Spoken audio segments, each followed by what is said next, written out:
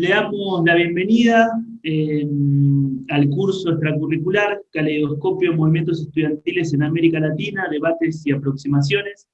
Esta es nuestra segunda sesión. Antes que todo, nos gustaría agradecerle a todas y a todos por haberse inscrito en el curso desde distintos puntos de América Latina. Eso nos pone muy contentos. Y bueno, les recuerdo brevemente que este curso extracurricular gratuito está siendo organizado por el Colegio de Estudios Latinoamericanos de la Universidad Nacional Autónoma de México,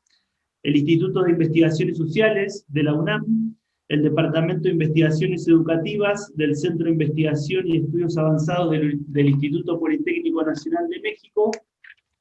y la maestría en Ciencias Sociales del Instituto de Ciencias Sociales y Humanidades de la Universidad Autónoma del Estado de Hidalgo. Como les comentábamos la otra vez, el curso se propone discutir distintos enfoques sociológicos e historiográficos para discutir el protagonismo de los movimientos estudiantiles contemporáneos en América Latina, y en esta oportunidad, la segunda sesión, la idea es problematizar esta experiencia desde enfoques y militancias feministas. Y para eso, hoy la exposición va a estar a cargo de Alejandra Araiza Díaz, que ella es psicóloga por la UNAM, es maestra en Antropología Social por la Escuela Nacional de Antropología e Historia, y doctora en Psicología Social por la Universidad Autónoma de Barcelona. Actualmente es profesora investigadora en el área académica de Ciencias de la Comunicación de la Universidad Autónoma del Estado de Hidalgo. Y también nos acompaña Norman Iván Monroy Cuellar, que él es licenciado en Psicología Social por la Universidad Autónoma del Estado de Hidalgo, especialista en representaciones culturales de las sexualidades por la Universidad Autónoma de Barcelona y teoría feminista por la Universidad de Chile. Bueno, para hacer bien cortita la presentación, les recuerdo mínimamente la dinámica de intercambio que vamos a tener. La idea es que Alejandra y Norman hagan sus presentaciones aproximadamente alrededor de 20 minutos, y después para el intercambio tenemos dos modalidades. Una, pueden dejar sus preguntas en el chat para compartirlas, y la otra, si tenemos tiempo y nos podemos organizar, y también si no tienen problema, podemos hacer intervenciones e intercambios directos oralmente, y bueno, discutir las preguntas y temas que surjan del intercambio. Bueno, les doy la palabra a Alejandra y Norman, no sé qué quieren comenzar, y ya podemos empezar con el segundo encuentro.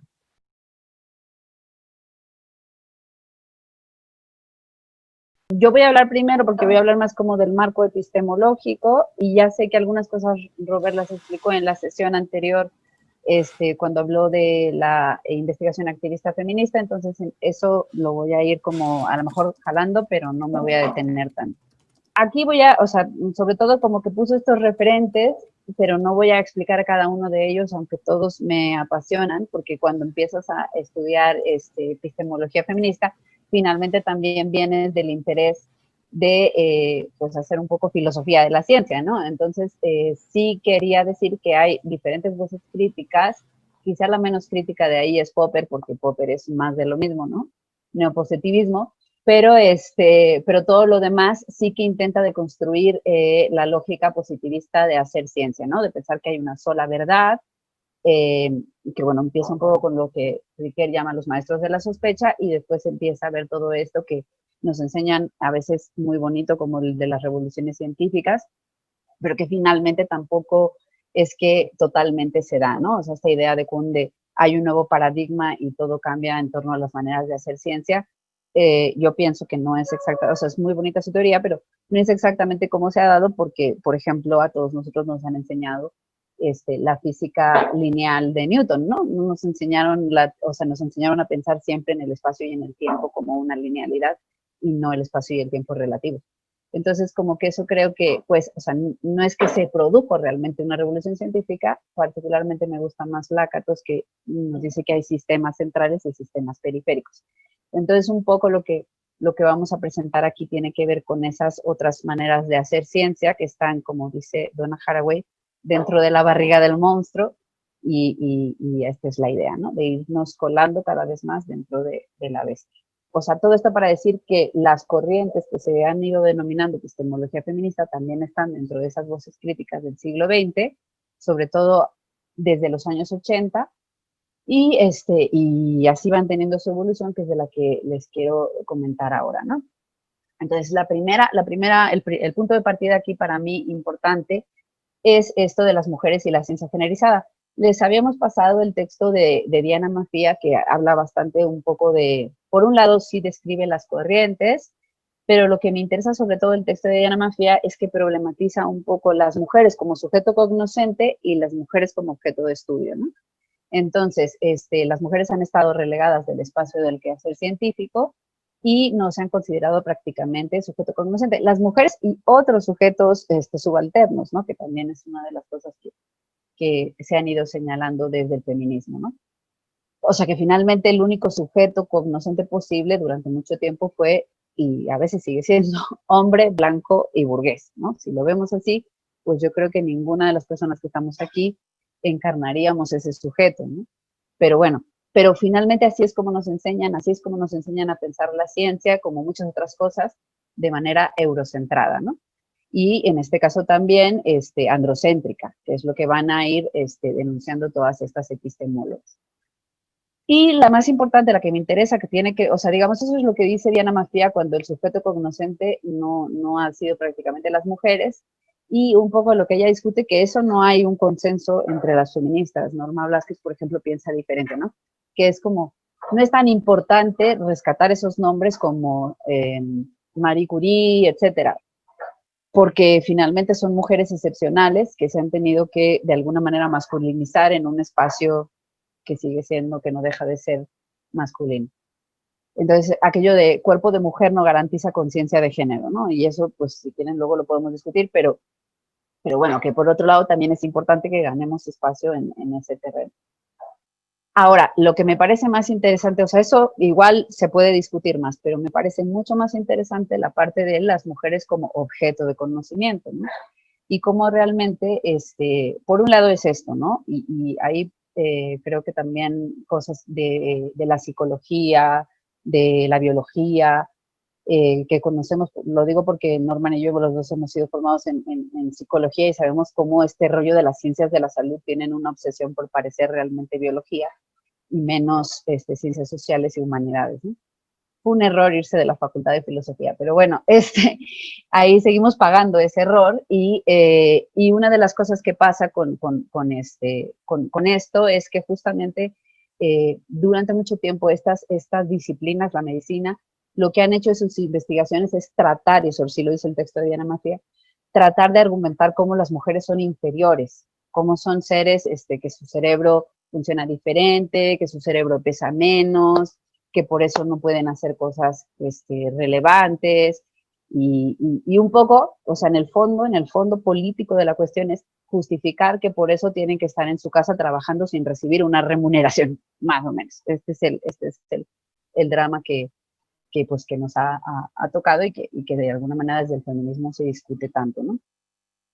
Pero además también lo que van viendo estas epistemólogas es que, o sea, la ciencia sirve para la discriminación, igual que sirvió para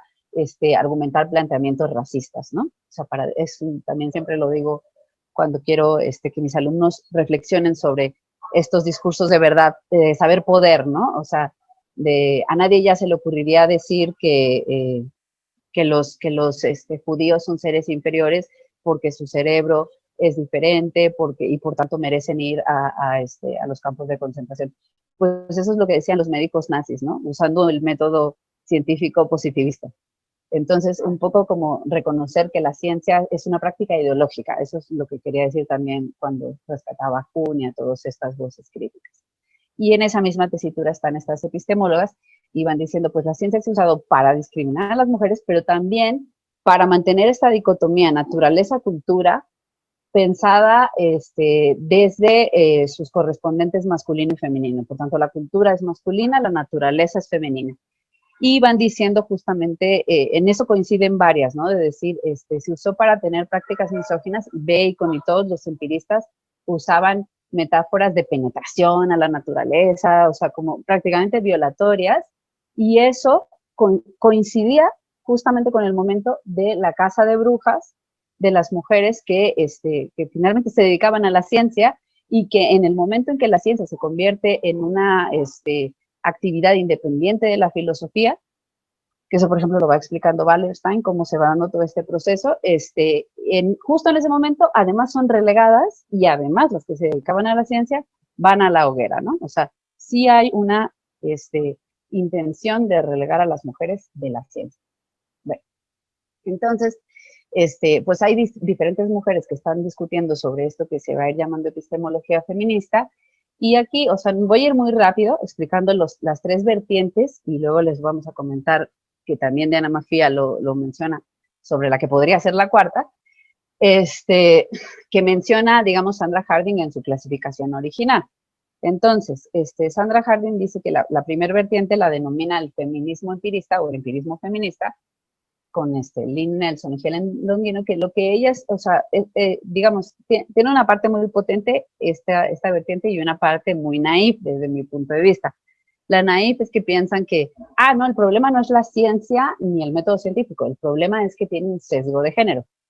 Si pasamos el sesgo de género, entonces ya la ciencia está bien, ¿no? Esa es la parte que creo que no es suficiente con que se salte el sesgo de género.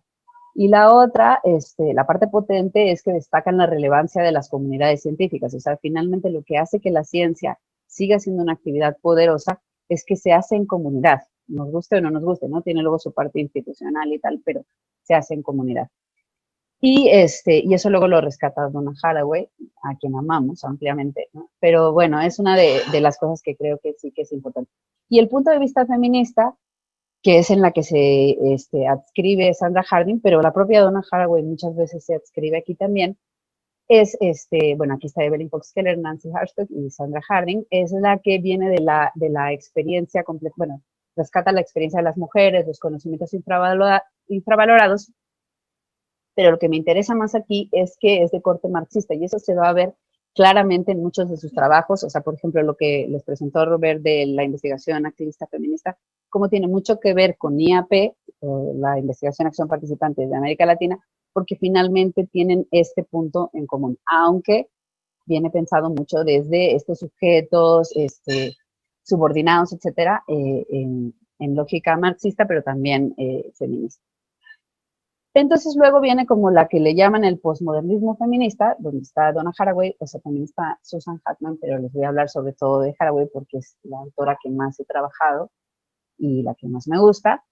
Entonces, ella es a la que le debemos el término conocimientos situados, que viene de alguna manera de la idea de experiencia de las mujeres, pero que intenta ir más allá de solamente estos sujetos desde los márgenes, que en algún momento Sandra Harding llamó el privilegio epistémico, o sea, como que puedo conocer mejor desde mi propia experiencia. Y esa es una discusión que podemos también retomar hacia el final. Aquí les puse otros conceptos de Donna Haraway, testigo modesto mutado, y voy a hablar de algunos de ellos, así que me voy a ir pasando para no perder el tiempo. Entonces, la cuarta vertiente que más o menos enuncia Matías sería como los feminismos decoloniales, ¿no? Y yo cada vez más me siento como interpelada, realmente sí dibujarla y reconocerla y darle un lugar allí, ¿no? Todavía, o sea, yo creo que hay varias autoras que cada vez la mencionan más, pero que entonces habría que ver qué podría, o sea, en qué resonancias podría estar esta vertiente. De hecho, una de las apuestas que tenemos Norman y yo es intentar escribir un texto en este sentido. Y pensamos que eso, ¿no? Que sería la experiencia de las mujeres, pero pensada desde la colonialidad del género, este concepto de María Lugones que es tan potente y que tenemos que seguir leyendo. Y la interseccionalidad, ¿no? Que lo vemos mucho, por ejemplo, Chicuriel escribe sobre estos temas, o sea, bueno, que no viene de ella, viene del feminismo negro, pero que de alguna manera en América Latina ha hecho tanto impacto, ¿no? O sea, que no nada más importa el género, sino las otras huellas que atraviesan nuestros cuerpos, como la clase social, la etnia, orientación sexual, etc. Y digamos, desde la epistemología, pues les puse aquí estos tres nombres, Yuderquis Espinosa también, y digamos, de los feminismos decoloniales, y en quien más también podemos buscar referentes es en Diana Mafia o Norma Blázquez, desde nuestra máxima casa de estudios que está una.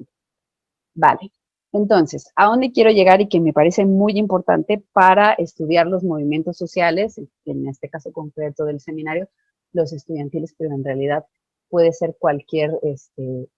actividad de este tipo, ¿no? Entonces, hay una delgada línea, escribí un texto sobre eso, desde el concepto de política de la localización hasta lo que se conoce como conocimientos situados. Entonces, este es del 84, el texto de Adrienne Rich, y justamente ahí lo que va diciendo ella es que, hablando del sitio, del mapa, de la cartografía desde la que parte tu historia personal, que en concreto es tu cuerpo, ¿no? Tu cuerpo con todas esas huellas que tiene, que ya dijimos las más importantes, género, clase social, etnia, etcétera. Y hablar desde nuestras experiencias personales y políticas. Recordemos que esto, si se fijan, es llevar al plano epistemológico y metodológico el lema del feminismo: lo personal es político. En el fondo es esto, ¿no? Y la otra discusión muy importante que van a dar todas estas mujeres es la de si podemos encontrar un nosotras universal. Y creo que eso va a hablar un poquito más también Norman, en el sentido de el sujeto político del feminismo, y que además está, o sea, pensando en transfeminismos, es como el otro gran debate, ¿no? No es la mujer universal, sino las múltiples mujeres y lo que después se va a ir discutiendo al interior de eso, ¿no? Entonces, este es uno de los temas muy importantes que se debate en la política de la localización, y lo otro es ir hacia lo material, lo corpóreo, y buscar escapar del logos o lo abstracto, porque justamente otra de las cosas que heredamos de esta, digamos, del racionalismo, que después, si quieren, racionalismo y el empirismo, que después cristalizan el positivismo, es pensar que la razón está por encima de lo corpóreo y que no conocemos más que desde una mente abstracta, ¿no? Y finalmente conocemos con nuestro cuerpo, y eso es un poco lo que también les quiero decir más adelante cuando hablemos de cómo se podría llevar a cabo este ejercicio. Vale, entonces los conocimientos situados, hay una línea desde Adrienne Rich, pasando por Sandra Harding, que les hablaba de la experiencia de las mujeres, hasta Donna Haraway, que ya en vez de hablar de experiencia de las mujeres como sujetos marginales, prefiere que se hable desde la parcialidad y la especificidad, es decir, por eso se llama conocimientos situados, porque no es el conocimiento universal, sino múltiples conocimientos que en realidad dependen desde el lugar en el que estoy mirando. Y ya no hago como el positivista que se pensaba neutral y que decía Donna Haraway, y con el truco de Dios veía desde ningún lugar, ¿no? Se hizo una investigación, se entrevistó a 40 personas, ¿no? Yo las entrevisté, yo la hice con mis prejuicios, con mi ideología, con unas intenciones específicas, y las digo para que se sepa desde dónde estoy mirando, y en ese ejercicio de honestidad también el otro puede saber por qué estoy interpretando esto de esta manera y no de otra. ¿Okay? Los números no hablan por sí solos. Les hablo mucho de esto de los números porque son los, bueno, yo soy un poco anticuantitativista, aunque creo que también hay unas potencialidades de los números, pero sí que creo que en general el positivismo en sociología y en ciencias sociales lo que busca es la estadística, porque piensan que las matemáticas son más científicas, son más exactas, ¿no? Entonces, lo que dice Donna Haraway es que hay que mirar no solo desde la experiencia de las mujeres, sino apostar por esta parcialidad que les decía antes, ¿no? General busca mucho, y de eso estamos escribiendo también porque estamos en un monográfico sobre Haraway, de cómo ella busca hacer una síntesis entre lo semiótico y lo material, y por otro lado también entre la naturaleza y la cultura, porque eso no lo he mencionado, Donna Haraway tiene la particularidad de ser bióloga, entonces también trae otros temas que nos ayudan mucho a la gente de ciencias sociales, que pues obviamente estamos más centrados en la cultura y no pensamos tanto en estos términos naturales, ¿no? Entonces, el otro tema, bueno, hay muchos temas que quiero traer, pero voy a intentar ser así más sintética. El otro tema que sí me interesa muchísimo y que además que creo que va a dialogar bien con la parte que después les va a explicar Norman, es el de la difracción. En general, hay un libro de Richard Rorty que se llama El espejo de la naturaleza, ¿no? Y ahí un poco, bueno, no sé exactamente ese el título, pero eso es lo que él intenta mostrarnos en esa condensación, que la mente, desde el racionalismo, ha querido, y la naturaleza siendo el objeto científico por excelencia de la ciencia, hasta que aparecieron las ciencias sociales, intentaba ser, la mente intentaba ser el espejo de la naturaleza, intentaba reflejar lo que era la realidad, que en el fondo era la naturaleza la que interesaba originalmente, ¿no? Y entonces, claro, la reflexión es una promesa, pues de transparencia, por un lado, ¿no? Y por otro lado, de verdad absoluta, ¿no? Y es, frente a lo que están incómodas todas estas voces críticas, incluidas las feministas. Entonces, Donna Haraway prefiere poner, por un lado, atención en la diferencia, que por eso usa la metáfora de la difracción, y ahorita les voy a decir por qué, y como les dije antes, está en contra de un pensamiento unificador, ¿no? O sea, no hay una sola conclusión posible, sino múltiples conclusiones. Entonces ella usa la metáfora de la difracción en vez de la reflexión, porque esto de la difracción es que esta imagen, cuando yo, pues vamos a decir, la proyecto, o en el caso de lo que ella nos propone, la estudio, el resultado que me da es otra imagen que no es la misma, que es distorsionada. Entonces, un poco lo que nos viene a decir ella, que finalmente el conocimiento es eso, no es una verdadera copia fiel, sino una interpretación posible de la realidad. Y entonces, en ese sentido, nos llama la atención de que tomemos muy en cuenta las diferencias,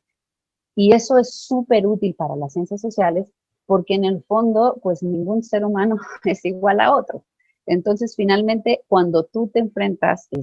incluido pensando en la interpretación histórica, ¿no? Que va más, con textos, con otras cosas, no hay, bueno, también se puede hacer historia oral, ¿no? Pero no hay como este encuentro con el otro que nos pasa a los que hacemos antropología, psicología o sociología cualitativa, pues que realmente te encuentras con el otro cara a cara, y ese otro puede ser muy otro.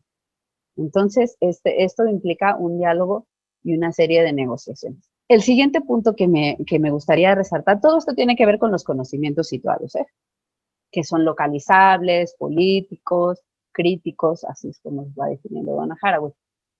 Es el vínculo comunidad mínima de análisis, que lo trabaja en otro de sus textos maravillosos, en el que habla pues de la relación, como les digo, que intenta deconstruirlo de cultura y naturaleza que establecemos con, ella habla de las especies de compañía, ¿no? De estos animales que nos han acompañado en nuestras diásporas por el mundo y que han tenido, que tienen claramente una intervención humana, es decir, el perro, que es el husky siberiano, no sé qué, que ayuda a arrastrar el trineo o lo que sea, fue creado para una utilidad concreta que a ciertos seres humanos les venía bien, pero luego pues me lo llevé a mi viaje a no sé dónde cuando migré, y pues ya ahora es otra cosa, es otra relación la que se establece con estos animalitos que no son el salvaje que imaginas de la naturaleza, escindida de lo cultural, ¿eh? Usa todas estas metáforas para hablarnos de varios temas. Este tema, de hecho, lo trata desde los conocimientos situados, que es el de las conexiones parciales. Eso me interesa muchísimo.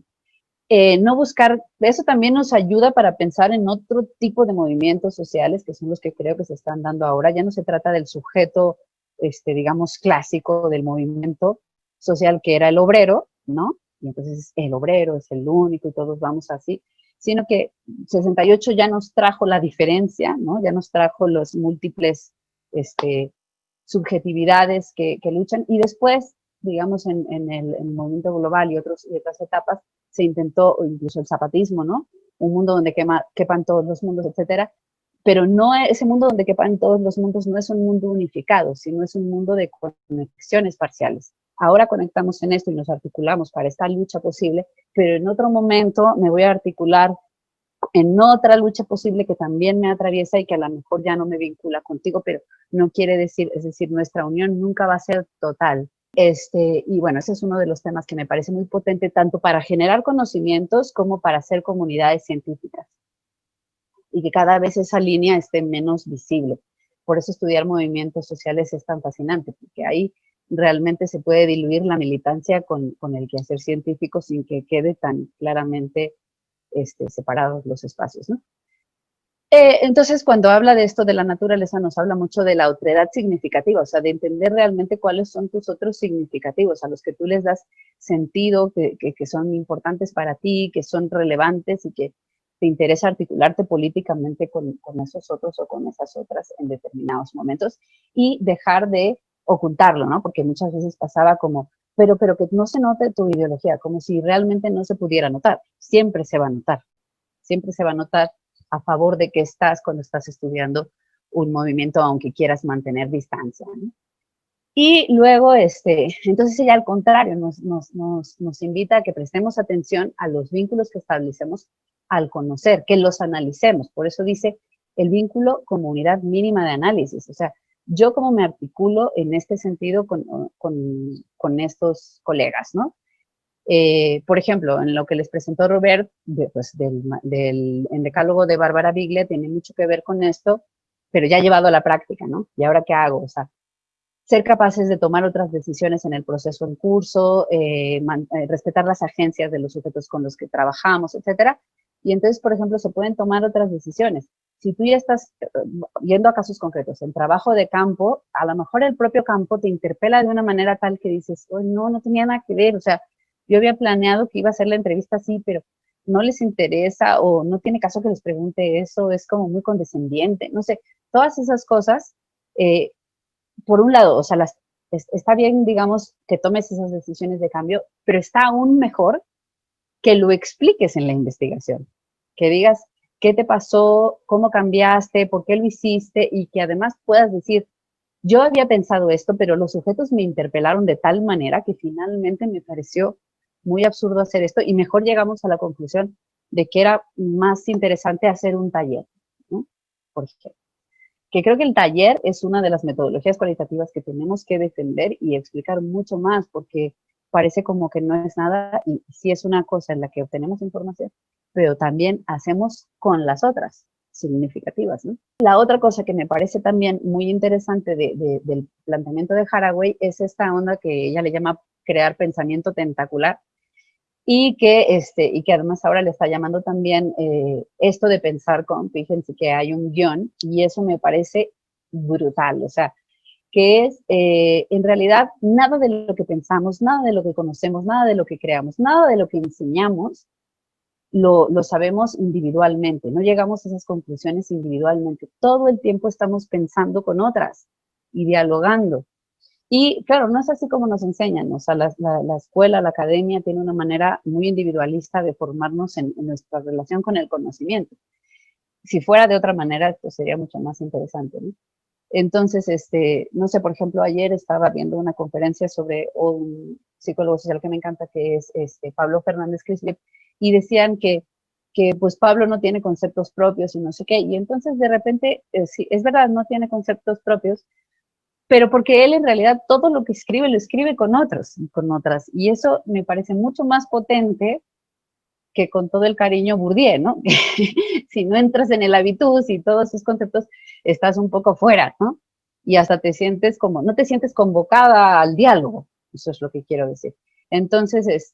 pues la idea justamente es que este tipo de cosas nos convoquen a dialogar y a seguir construyendo y pensando juntos. Y esto, ¿no? Como que acabar con la idea de sujeto-objeto, para mí es súper importante, no pensar que ese otro al que le voy a interrogar, pues está ahí para cuando yo quiera venir y que solo estaba esperando que yo le hiciera una entrevista, ¿no? O sea, hasta cuidar esas maneras de aproximarse. Lo último que les quería contar, que ahora me tienen pensando muchísimo, Donna Haraway es en su último libro que se llama Seguir con el problema, que ya lo tradujeron al castellano, pues bueno, como es ecofeminista, está trabajando, está pensando, casi parece que lo escribió antes de la pandemia, evidentemente, pero que estaba hablando de las cosas que al menos yo me estoy imaginando el peor escenario posible, y me desespera mucho cuando la gente piensa, cuando vuelva toda la normalidad y volvamos a consumir y a trabajar exacerbadamente, y no, o sea, no va a volver toda la normalidad, tal vez nunca, o sea, tal vez esto solo es el principio de muchas más cosas que nos van a pasar del mismo tipo, ¿no? Porque no deja de ser, en cierta medida, un desastre ecológico. Entonces, ella lo que está mencionando en este libro, bueno, habla del antropoceno, que esto hablan otros autores del antropoceno, pero lo que me parece muy interesante es que dice, bueno, o sea, no es solamente culpa, ¿no?, de este ser humano que se ha creído el centro del universo y que no se ha relacionado como igual con el resto de los seres naturales, sino que también es responsabilidad del capitalismo. O sea, hay que ponerle como el nombre a lo que esto produce, ¿no? Y un poco lo que nos dice es que tenemos que buscar soluciones, pues se llama seguir con el problema, pero no desde ópticas apocalípticas, de ya no se puede hacer nada, dice game over, ¿no? Ni tampoco salvadoras, de ya vamos a llegar y tenemos la solución, sino que tenemos que ir a pensar con todo el tiempo y ensayando y ensayando soluciones. Necesitamos generar problemas, suscitar respuestas potentes a acontecimientos devastadores. Este es un acontecimiento devastador, aunque, o sea, va a pasar un año y no sabemos más. O sea, entonces, realmente como que creo que más que nunca tenemos que estar muy unidas en ese sentido, ¿no? O sea, de la posibilidad de dialogar y de buscar, como les dije antes, las conexiones parciales. Seguir con el problema es una invitación a imaginar soluciones en colectivo. Eso es lo que quiero decir, más que nunca soluciones en colectivo. Entonces, esto lo tengo de algunos otros textos, claves para una ciencia feminista. En primer lugar, decir que la ciencia feminista que nos estamos imaginando no es o sea, no está pensada como una ciencia para que las mujeres estudien a las mujeres. Eso es un poco de lo que ya, desde la lógica que ya querríamos salir, sino de que otras personas que también están teniendo reflexiones y cuestionamientos y buscando enfoques críticos en la epistemología,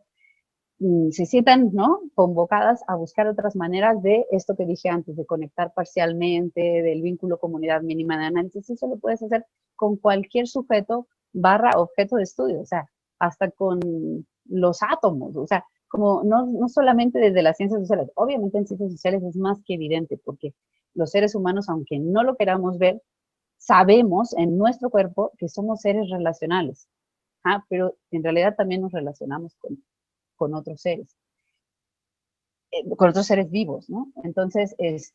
pues bueno, o sea, por un lado, volver a lo de la ciencia es un espacio falogocéntrico. Esto es un concepto de Braidotti que juega con la idea de Lacan de falocéntrico, ¿no? De la parte por el todo, o sea, no solamente androcéntrico, sino la parte por el todo, la virilidad, digamos, que finalmente nos interpela, ¿no? Y, o sea, no, por lo menos a mí me cuestiona ampliamente. A veces, de verdad, pienso, no sé cómo las mujeres que estamos en espacios académicos hemos sobrevivido, de verdad, o sea, en clases de maestros súper misóginos, de chistes micromachistas todo el tiempo, de no poder hablar, de sentirnos como que lo que nosotras decimos es una aportación menor, etc. Pero aquí estamos, en la barriga del monstruo resistiendo, ¿no? Y luego, pues coincide la epistemología feminista con otras críticas, por eso también no es que solamente citemos referentes feministas, o sea, pues ahí yo me llevo conmigo los postestructuralistas o todas aquellas personas cuyas críticas, cuyos pensamientos me permitan hacer este ejercicio, ¿no? Dice Donna Haraway, simpoyético, ¿no? De pensar juntos, de hacer juntas. Es necesario abrir espacios dentro de la academia y crear nuestras propias comunidades. Esto sí que creo, esto lo dicen diferentes voces feministas, que creo que es muy importante. No solamente, o sea, este sería un espacio así, no solamente esos espacios institucionales en los que a veces la gente que tenemos posiciones más outsiders parece que hablamos otro idioma, ahí también hay que ir, pero siempre tener estos espacios donde nos podemos articular de manera más horizontal, más democrática y también más cuidadosa. Y como les explicó el otro día Robert, con la IAF, la investigación activista feminista, se pueden tener métodos feministas al momento de conocer. Esto no es para ahora, porque ahora yo quiero escuchar a Norma y además saber cómo lo articulamos luego, pero sí las quería lanzar así, más que conclusiones, para pensar en común. Para mí eso es muy importante que tengamos claro, sobre todo si nos acercamos a los movimientos sociales, desde dónde hacemos ciencia, con quién hacemos ciencia, para qué hacemos ciencia y qué diálogos entablamos cuando hacemos ciencia. Porque en el fondo es un diálogo constante, ¿no? Y bueno, de momento sería eso y muchas gracias. Yay. Bueno, muchas gracias Alejandra. Ya están surgiendo algunas ideas en el chat común. Si surgen más preguntas ideas e intervenciones pueden ir compartiendo. Y bueno, ahora le toca a Norman.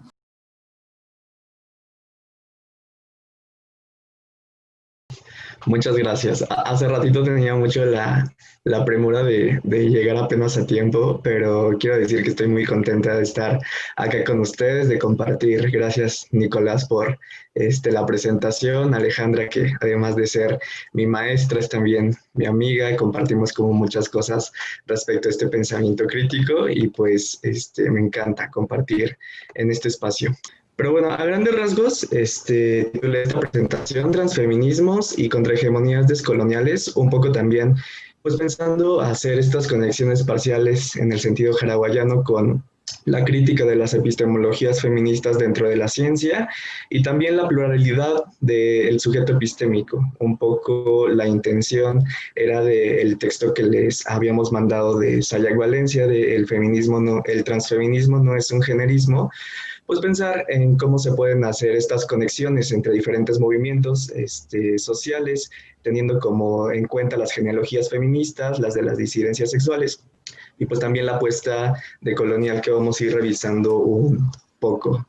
Me gustaría comenzar precisamente haciendo este puente con el Cyborg haraguayano, que es, digamos, como uno de los textos, yo creo, más importantes dentro de las militancias, no solo feministas, sino también transfeministas y de las disidencias sexuales, pues porque trata de dirimir un poco esta cuestión de los binarios, no solamente del género, sino también de esto que Donna Haraway llama la informática de la dominación, que tiene que ver con todos estos pares antitéticos que vienen de la modernidad y que se instauran, ¿no?, para generar una especie, una clase de conocimiento específico. Entonces, estos binarios que son la naturaleza, cultura, el sujeto, el objeto, el sexo, el género, lo civilizado, lo incivilizado, son binarios que se instauran desde este proyecto de modernidad, en el que el método científico, digamos, es como el saber más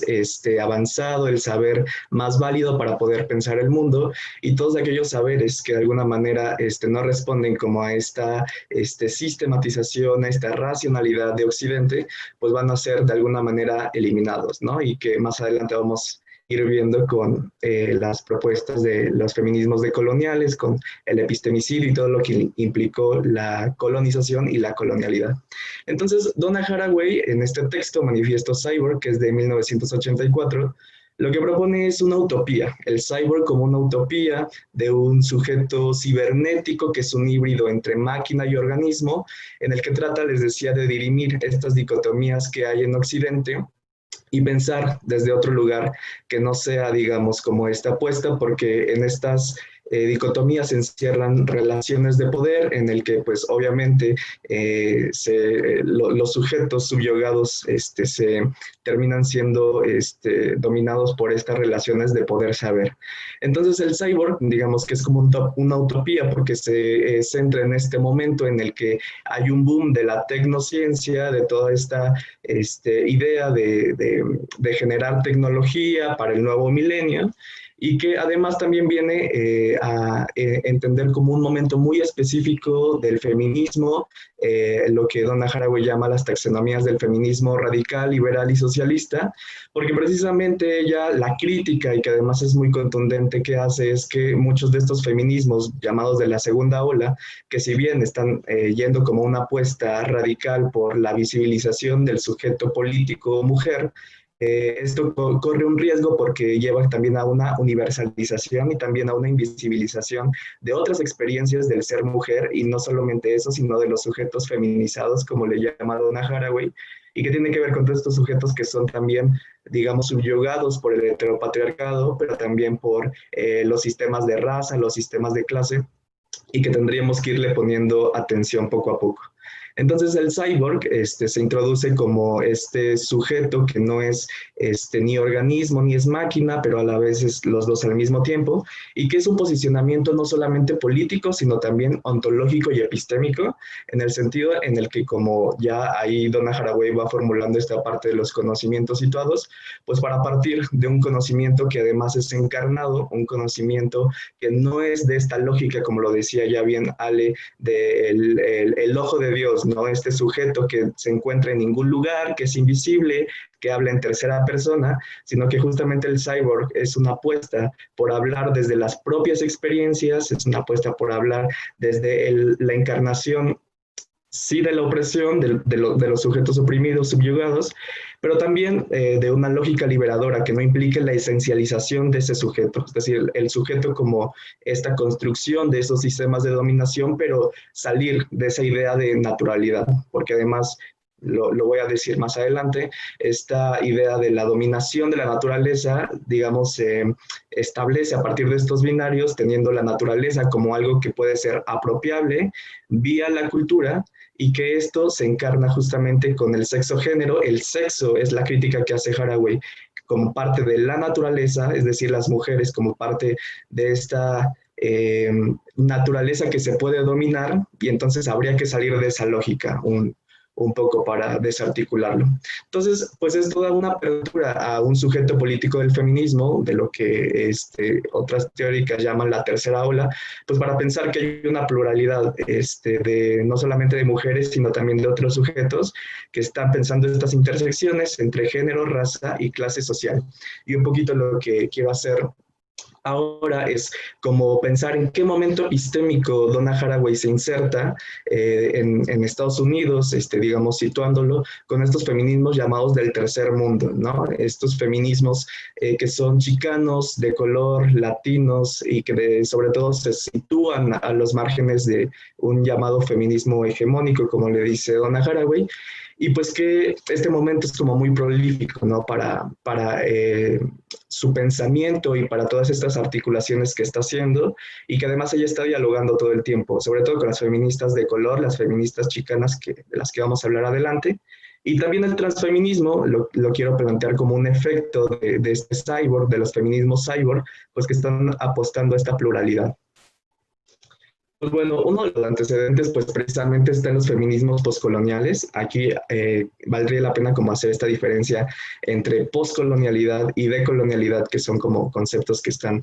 sobre todo interpelando actualmente en las ciencias sociales. Cuando hablamos de postcolonialidad, pues hablamos de un proyecto que sobre todo es una crítica, digamos, interna en los sures de Europa, pero también de sujetos sobre todo de las epistemologías en África, en Medio Oriente, pues para pensar estos regímenes, la crítica a estos regímenes totalitarios dentro de las colonias, como les decía, sobre todo africanas y de Medio Oriente, y pues que varias teóricas, como por ejemplo Chandra Mohanty, pues tienen a hacer una crítica no solamente a estos poderes occidentales y coloniales, que también, digamos, se encuentran todavía vigentes, es decir, hay un proceso de colonización, que es este proceso histórico que conocemos de despojo y de genocidio, pero también hay un proceso de colonialidad que sigue todavía vigente, ¿no? Que son todos estos mecanismos de poder que siguen pues todavía estableciéndose de maneras distintas y digamos más invisibles. Entonces Chandra Mohanty pues hace justo una crítica al feminismo occidental, a los feminismos blancos, pues para poder reivindicar también la posición de las mujeres del tercer mundo, pues que ella señala han sido invisibilizadas, ¿no? Dentro de estos feminismos, y pues apostaría como para una reconfiguración de las relaciones entre las mujeres y también otros movimientos sociales, como para pensar esta lógica de pasar a una crítica de la colonialidad. Entonces, Gayatri Spivak también es otra teórica que hace un planteamiento sobre el subalterno, que en realidad la subalternidad es un concepto del marxismo de Gramsci, en el que habla justamente de la cara opuesta de la hegemonía, ¿no? De estos sujetos que son de alguna manera oprimidos, pero que justamente Gayatri Spivak hace como, digamos, una vuelta de tuerca, porque dice, bueno, es que no solamente es un sujeto que es esencial, que es una contrapuesta a la hegemonía, sino que también es un sujeto subalterno, que también implicaría, como ya lo decía Ale, no solamente el sujeto del marxismo, que es el obrero y el sujeto de clase, sino también por la cuestión de género, sobre todo las mujeres, y también otros sujetos feminizados. Entonces el sujeto subalterno, en este texto, digamos, fundacional de Gayatri Spivak, que se llama Puede hablar el subalterno, pues tiene que ver justo con esta imposibilidad que han tenido los sujetos subalternos para hablar, y que entonces tendrían de alguna manera que reivindicar la parte de levantar la voz, pero también tiene una posición muy interesante epistémica, porque justo son sujetos que no pueden hablar, pero en el momento en el que pueden tomar la voz, tanto dentro de la ciencia, pero también dentro de los movimientos sociales y los movimientos de insurrección, pues dejarían de ser subalternos de alguna manera, ¿no? Entonces es muy interesante esta posición de Spivak, pues porque habla, ¿no? Justo de un lugar epistémico, como lo diría Donna Haraway, partiendo de un sitio parcial de enunciación, que implique también dirimir estas lógicas coloniales del conocimiento, ¿no? De la totalización y de todo esto, y que al final tanto Chandra Mohanty como Gayatri Spivak, viéndolo con la exposición de Ale, pues se inscriben un poco al punto de vista feminista, ¿no? Esta corriente que fue la segunda que nos explicó. Entonces, otro feminismo que habría de dialogar también Donna Haraway, pues serían los feminismos negros, ¿no? Que hacen justo una crítica a los feminismos, pues, como les llaman, hegemónicos, a los feminismos blancos, porque precisamente esta posición de la mujer como, digamos, el sujeto universal, pues se inscribe dentro de una encarnación muy específica que ellas señalan, es una mujer blanca, de clase alta, heterosexual, cisgénero, y que de alguna manera está excluyendo sobre todo a las mujeres negras. Esto precisamente viene a colación porque mientras la agenda, digamos, de estos feminismos blancos en la segunda ola, pues viene a ver con algunos presupuestos de la modernidad como la reproducción, esta cuestión de la píldora anticonceptiva, el aborto, las feministas negras vienen como también a atacarse un poco, porque justo ellas tendrían que hacer como alianzas también con ciertos sujetos de su clase, de su raza, y que responden a otras experiencias muy específicas, ¿no? Bell Hooks, por ejemplo, hay un libro que también acaban de reeditar que se llama ¿Acaso no soy yo una mujer? Y que tiene que ver con ese reclamo, ¿no? De que justamente las mujeres negras históricamente han sido racializadas y en ese sentido, en un primer momento, pues no eran ni siquiera clasificadas como mujeres, ¿no? Sino clasificadas como bestias en esta lógica colonial, y que entonces estos feminismos blancos estarían reproduciendo como la exclusión justo de las mujeres negras. Entonces, bueno, hay otras propuestas muy interesantes como la de Audre Lorde, que habla precisamente de la hermana extranjera, Sister Outsider, que es una posición bien interesante porque habla de las fronteras, ¿no? Es un poco un oxímoron hablar como de la Sister Outsider, porque es como de la hermana de algo que te suena familiar, pero también de la extranjera, ¿no? Algo que no conoces. Entonces es una posición epistémica muy interesante porque habla de ese límite, de esa línea liminar en la que ella se posiciona, y que además toda su producción es bien interesante porque habla como mujer, como lesbiana, como feminista, pero también como sobreviviente del cáncer, y que son también como cuestiones bien interesantes porque hablar desde esa experiencia, desde las emociones, también subvierte un poco esta lógica de la modernidad de hablar desde los números, desde la tercera persona, y pues hablar desde esta experiencia, pues siempre es como muy importante, ¿no? Reconocer esos atravesamientos que te vienen no solamente por clase, raza, género, sino también incluso por condiciones de salud. Entonces es muy interesante la propuesta de Audre Lorde. Y que bueno, tal vez como el concepto más reconocido dentro de los feminismos negros sea el de la interseccionalidad, que digamos lo acuña la abogada feminista Kimberly Crenshaw para hablar de un caso de discriminación en la empresa General Motors. Ella se da cuenta de que hay una serie de despidos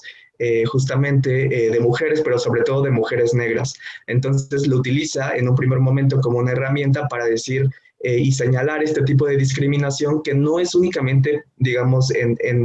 no es una violencia machista solamente, que sí que lo es, pero que si se fuera por ese lado, de alguna manera invisibiliza la experiencia de racialidad de estas mujeres, ¿no? Y si se tipifica como una cuestión únicamente de raza, pues estaría invisibilizando la parte de ser mujer, de la experiencia de ser mujer en estos casos de discriminación. Entonces, acuña esta interseccionalidad para nombrar cómo es que se puede intersectar tanto el género como la raza en en este caso, y de alguna manera visibilizar violencias específicas que se están dando, ¿no? Pero bueno, esto de la interseccionalidad no solamente es una herramienta jurídica, sino ya se venía dando, digamos, con otras propuestas, como la de Patricia Hill Collins, que habla de la matriz de dominación, en la que da cuenta de que estos sistemas no solamente están, digamos, no es una sumatoria de sistemas, es decir, no es como nada más el patriarcado, más la raza, más la clase, no, sino que se encuentran en una matriz que está, digamos,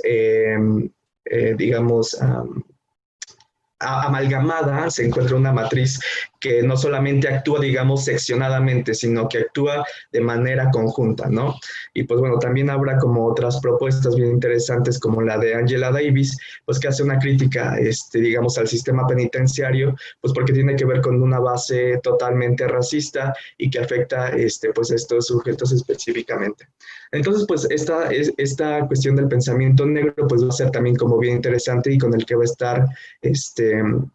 dialogando Donna Haraway, y que además Donna Haraway dice, yo consideraría que los feminismos negros o los feminismos de color, además también las chicanas, son como estas feministas cyborg, porque están de alguna manera dirimiendo estas categorías, sujeto, objeto, hombre, mujer, y están como abriendo esa pluralidad de sujetos, ¿no? Entonces, pues bueno, ahora pasamos justo a los feminismos chicanos, que tienen también una posición bien interesante, que también retoma como la parte fronteriza, porque se dan cuenta de que dentro de esta experiencia, no solamente, digamos, chicana, no son totalmente estadounidenses porque tienen ascendencia mexicana o latina en general, pero tampoco son totalmente mexicanas porque también están viviendo en Estados Unidos, ¿no? Entonces es como un juego bien interesante entre la frontera no solamente territorial, sino entre la frontera subjetiva, ¿no? Entre estar en un lugar, pero estar en otro a la vez, y que justamente Chela Sandoval pues haría también un diálogo bien interesante con Donna Haraway acerca de lo que llama la conciencia opositiva, que digamos esta conciencia que se genera de poder estar en un lugar de subordinación frente a varios sistemas patriarcales, coloniales, racistas, etcétera, pero que justo es una idea de poder contrarrestarlos o de poder sobrevivir ante estos sistemas. Y para esto precisamente propone lo que llama la metodología de las oprimidas, que viene mucho a colación con la parte de Haraway, porque son, digamos, tecnologías,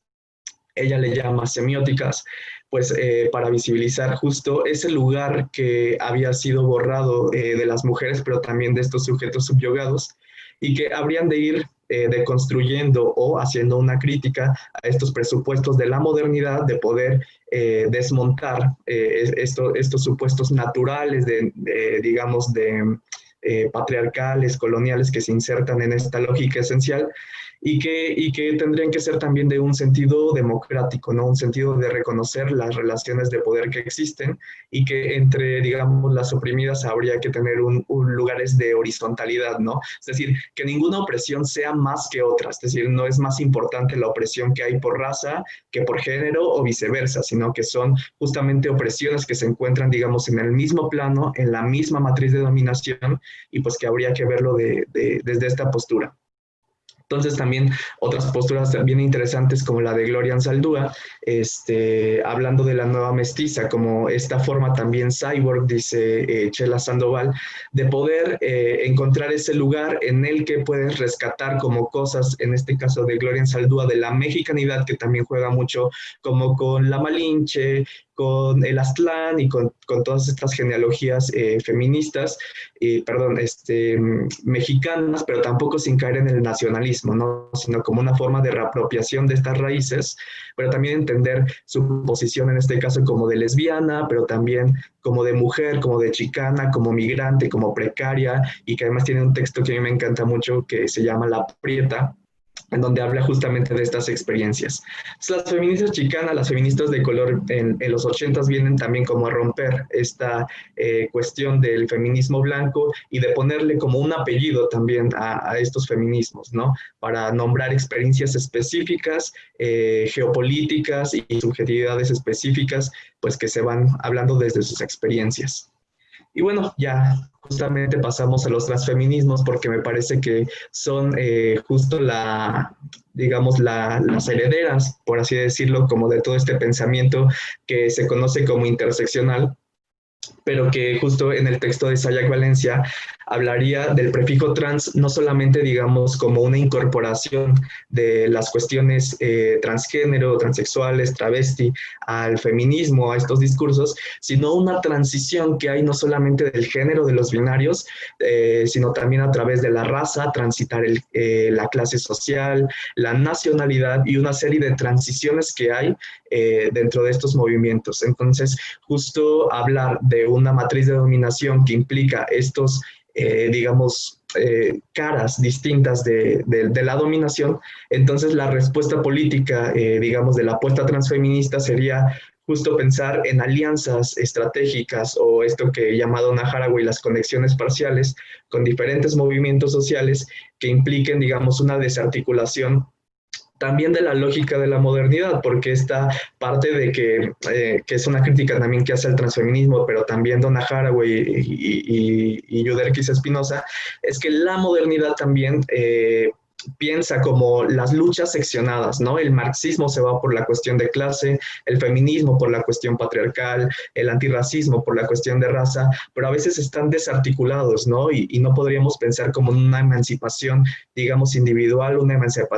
emancipación seccionada, sino que los transfeminismos vienen a ser como estos puentes dentro de los movimientos, pues para desarticular y hacer conexiones parciales en esta lógica colonial. Pero también digamos que es como un discurso que se inserta sobre todo en España para poder hablar, digamos, de la recepción de las teorías queer, de las teorías de la disidencia sexual y situarlo dentro de estas digamos, discursos, pero sin perder las genealogías feministas de las que los discursos de la disidencia sexual y la crítica a los binarios de género y también naturaleza, cultura, colonialidad, dominación. Entonces, pues la propuesta, por ejemplo, de Paul Preciado a grandes rasgos, pues tiene que ver con una crítica a las tecnologías del sexo, es decir, la construcción del sexo como una cuestión discursiva y cómo es que se instaura después de la Segunda Guerra Mundial un régimen farmacopornográfico. Esto viene como a colación un poco de la biopolítica de Foucault, en el que habla de, pues justo del control de los procesos vitales, pero que justo en la parte del sexo-género, pues por ejemplo, la píldora anticonceptiva viene a ser como una tecnología para el control de la natalidad de los cuerpos de las mujeres, pero también la pornografía como esta tecnología de la que habla del Playboy, de toda esta revista, viene a insertar una narrativa también de cierto tipo de cuerpos, pero que además las personas trans podrían también, y no solamente las personas trans, sino en general, reapropiar cierto tipo de tecnologías para pues construir ciertas identidades, ¿no? Que además en este sentido pues no vienen a ser esencialistas, sino son también parte de una construcción social, a pesar de que sean materiales. Y ahí también hay como un discurso bien interesante sobre los nuevos materialismos feministas, ¿no?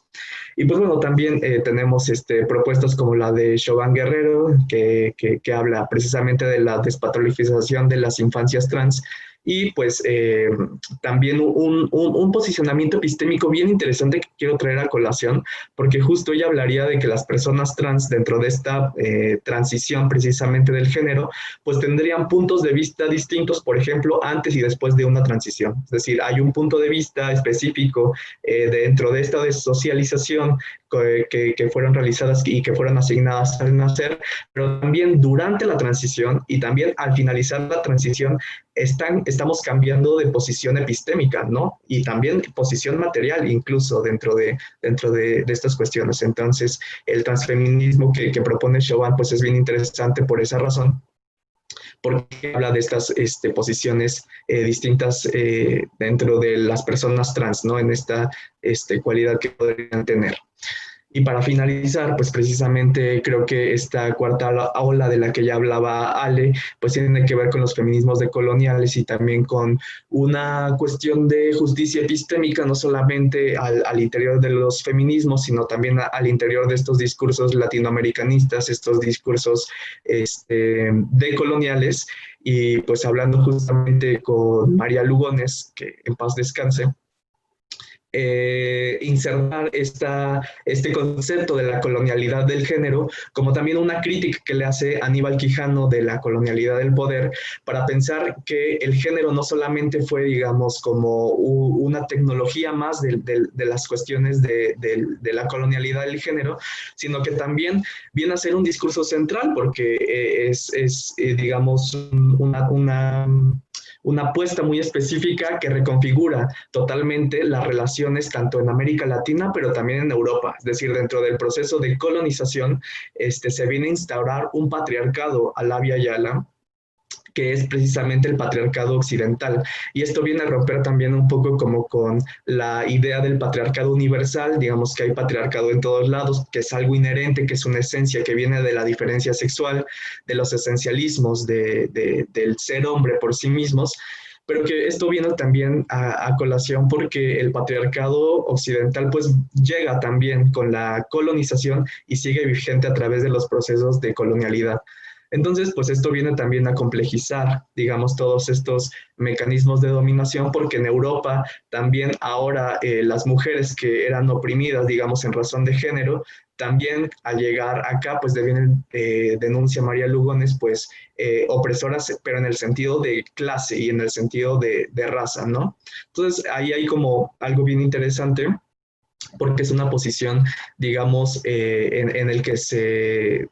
entiende el género, y que también hay otras propuestas, por ejemplo, del feminismo comunitario, que habla sobre el entroque patriarcal, sobre un patriarcado que es occidental, pero también un patriarcado que existía ya en el Abya Yala, y que cuando llega el proceso de colonización, pues viene a entroncarse, ¿no? Viene a articularse, digamos, los patriarcas occidentales y los patriarcas de lo que ahora conocemos como Latinoamérica, pues para oprimir a las mujeres, ¿no? Son posiciones como muy distintas, incluso dentro de los feminismos decoloniales, y que habla también de una pluralidad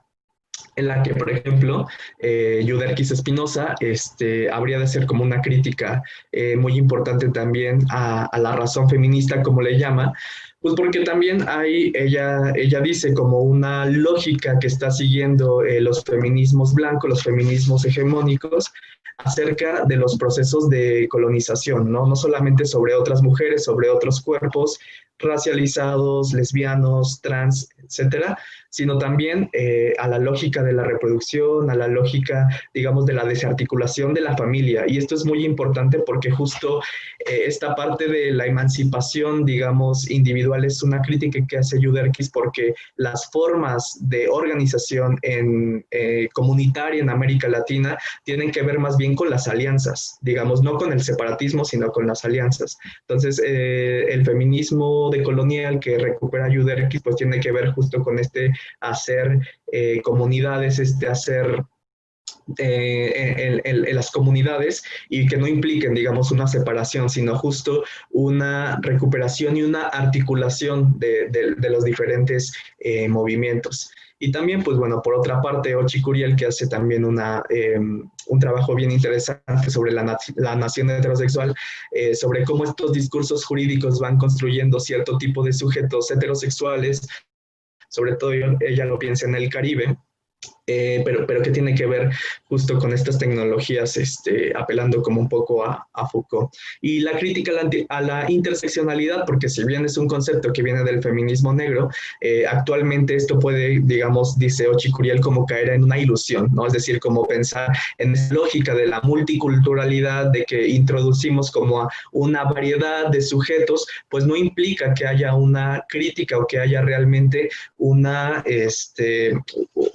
verdadera respuesta política a la dominación. Es decir, la interseccionalidad muestra el problema que hay, que serían las desigualdades por diferentes, digamos, elementos como la raza, la clase social, pero no, eso apunta a los efectos de la dominación, pero no a los sistemas de dominación en sí. Entonces, a lo que nos invita Ochi Curiel es a pensar no a los efectos que vemos, es decir, a la cuestión de raza, clase social, que se encuentran intersectadas, sino más bien apuntar a los sistemas de dominación que producen esas desigualdades. Entonces, un poco la crítica que hace justo a la interseccionalidad,